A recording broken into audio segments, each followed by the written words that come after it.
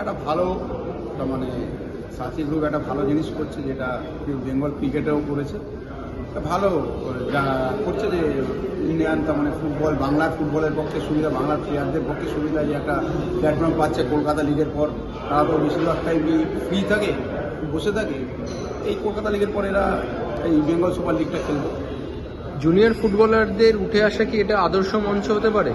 ভালো, দেখো আমাদের সাচি গ্রুপ একটা জার্মান ক্লাবের সাথে একটা টাই আপ করেছে, যারা এখান থেকে ভালো খেলবে তাদের হয়তো এখান কোনো ট্রেনিংয়ে পাঠাবে। It's good.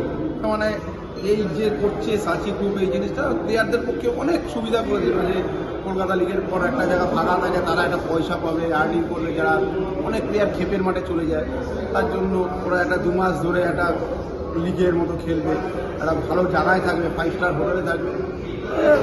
প্লেয়ারদের পক্ষে একটা ভালো প্ল্যাটফর্ম এই জায়গাটা।